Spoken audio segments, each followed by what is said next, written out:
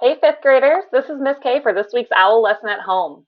This week, we're shifting our attention to learning about digital citizenship or using technology safely and responsibly at home or in the community. Today, we're talking about something called media balance. At the end of this lesson, you'll get a chance to show what you know by completing a reflection activity and to practice your new skills by playing an online game.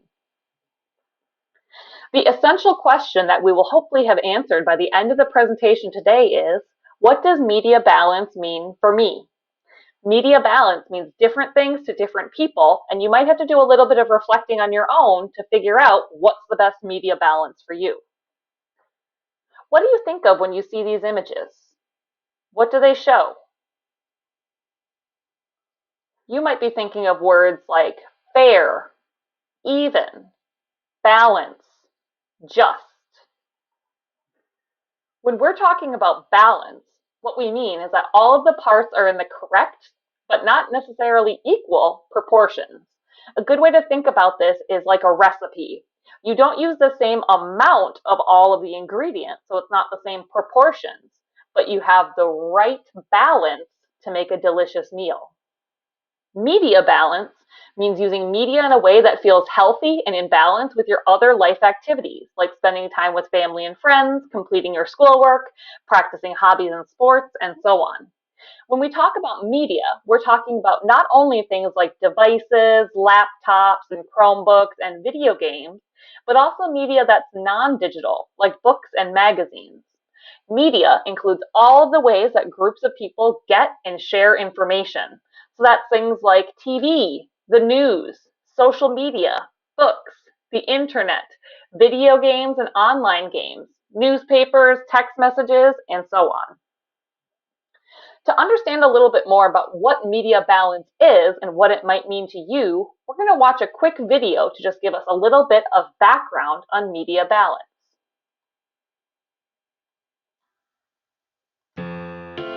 Every day, we make choices about what we do. We choose what we eat. We choose what to wear. And we make choices about the media we use. And these choices affect how we feel. Some media choices make us feel happy, curious, or excited. Other media choices help us feel loved. But others could make us scared, or stressed out, or even angry. So, what is media balance? It's about making healthy media choices, thinking about what you choose, when you use it, and how much of it you consume. Then thinking about how these choices make you feel, because making healthy media choices is different for everyone. And remembering that sometimes the best media choice might be no media at all.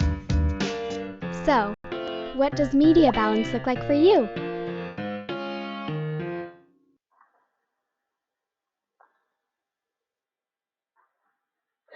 Media balance means making sure that you're engaging with media that makes you feel good, happy, respected, and wanted, and not engaging with media in ways that might make you mad or upset. That might mean something like you post videos on TikTok, but you turn off the comments so people can't leave mean messages. Recognizing when media is affecting you negatively and stepping away is a good self-care strategy. Media balance also means balancing the amount of time you're spending on media with the amount of time you're spending with people in real life, practicing hobbies, and things like that. What makes a healthy media choice? To think about your media balance, you should start thinking about these three questions: what, when, and how much. We need to not only keep in mind how that media makes us feel, but what we're seeing, when we're seeing it, and how much of it we're seeing. What type of media you're consuming or creating will affect how you're feeling. So make sure you're spending time with media that makes you feel good and makes you a better person, instead of making you mad or making you act mean or in a way that's hurtful to other people. You should also think about when you're consuming media. Being on your phone right before bed can make it really hard to fall asleep.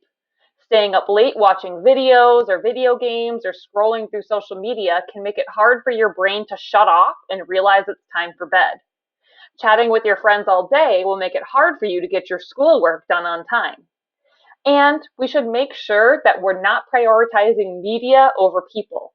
That means you're not using your phone or other technology when you're spending time with your family or friends, because that is not a great way to show respect to people who mean a lot to us. Lastly, we should think about how much time you're spending on media and when enough is enough. You and your parents might have different ideas about how much media is enough, but knowing your own limits and listening to the advice from grown-ups who love you is important in making sure you're not consuming too much media and that you're spending time on other activities too. So to show what you know and to think a little bit about your media balance, there is an activity linked in your Google Classroom that you can complete either by yourself or with a parent. I really encourage you to do this activity because with all of us at home doing distance learning, we're all spending a lot of time on our media, and you might need to look at your media balance. I know for me, I've had to scale back on some of my social media use because it wasn't making me feel very good. So if you go to Google Classroom, you will see the activity linked. You're going to think about which media and non-media choices help you feel healthy and balanced. Then you're going to use the chart to plan out your media balance for the time during the school shutdown. For each media and non-media choice, fill out the columns, what, when, and how much. You can include more than one activity in each box.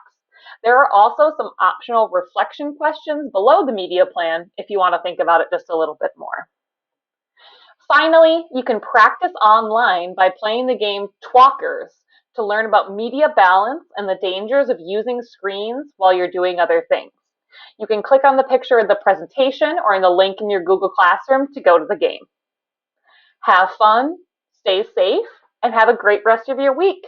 Talk to you soon.